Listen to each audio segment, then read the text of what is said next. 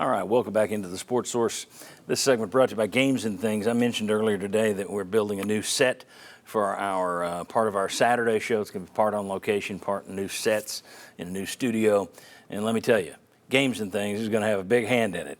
Poker table, shuffleboard table, jukebox, full bar. Yep. They carry it all.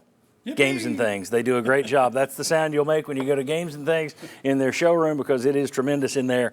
Visit them at the corner of Lovell Road and Kingston Pike this week. You'll be happy that you did, because they will help you turn your home into the entertainment zone of the neighborhood.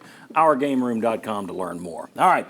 Back with Eddie Powers, Bert Ackerman, Gerald Hodges. These are all former SEC officials. We appreciate them being here today. And last but not least, we got Chuck Cavaleris. This is the last segment, so the questions have to be good, Chuck. Got to bring it, baby.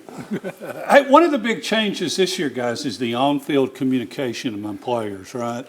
Each team can have 18 iPad tablets spread among assistant coaches, players, whoever.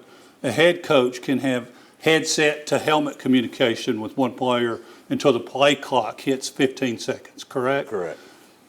With this going, the tablet seems like it's just going to make it that much more tougher for people to say, hey, he missed this, or you missed this holding, or you did that.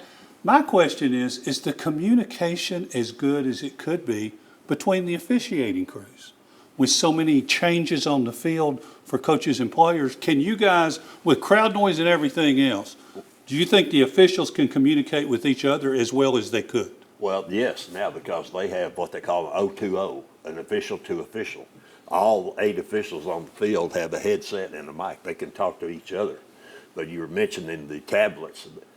The other part of the rule change, if a coach takes a tablet up to an official and says, hey, look at this, 15-yard unsportsmanlike penalty. Oh, okay. So that happened in the bowl game last year, and they agreed to have the tablets, but that was the caveat. That's to awesome. That. Thoughts? Anything to add to that? I like it because I like the way Gerald said, because it doesn't slow the game down. You know, we don't want to slow the game down just because of that.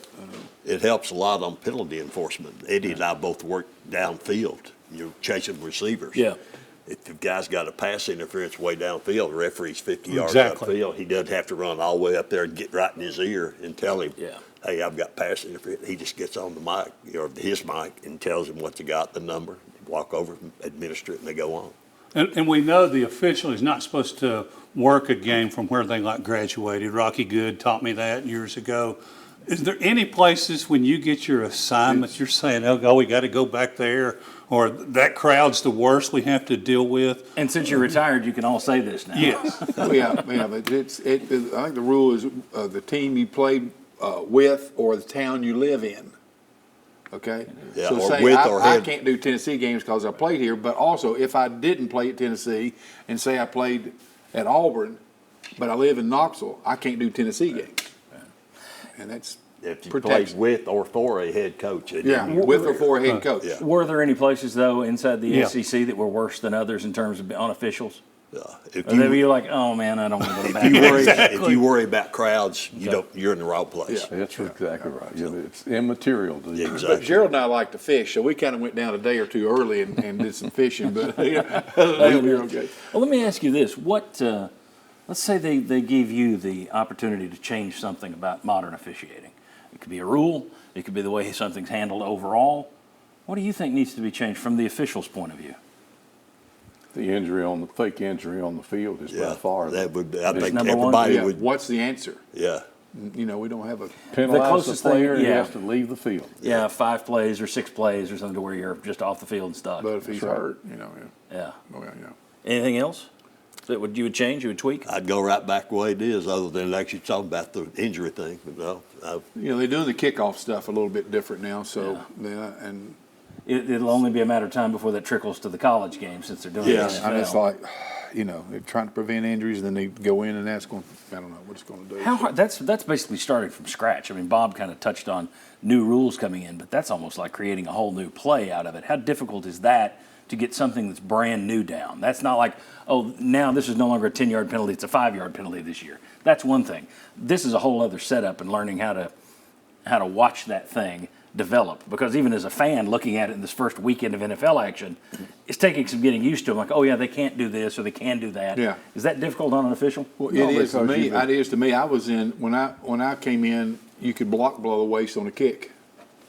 And then I played that way too. Right. And so then it was, okay. Then the next thing I know, the next year it changed. You can't block below the waist. Go ahead, Bert. But not for you. Well, you've got spring practice games, simulated games that you work. And so after working 4 or 5 of those with the new rules changes, then you feed back into the commissioner about what your reaction to the rule changes are, and you get some adjustments to that. But by the time the season starts, you've had 5 or 6 spring games and 3 or 4 preseason scrimmages. You've wrung out the rules changes completely by that time. Yeah, and on your kickoffs too, keep in mind each official on the field has a certain responsibility for a certain part of that field. So you're not Haven't learned it all. You don't just have to your learn. zone. You, Yeah. you need to know what's legal in your area. Gerald Hodges, Bert Ackerman, Eddie Powers. Thanks to all of you for coming and doing this. I appreciate it. Been wanting to do Enjoyed this it. for a while. Thank you very much. I appreciate it. When we come back, we will be talking one last big question. And I'm taking Nico Iamaleava and Josh Heupel off the table. Who's the most important person, the most important character in Tennessee having success in 2024? Could be a coach, could be a player. Who's the top person, not named Nico, not named Heupel? Come on back on the Sports Source. It's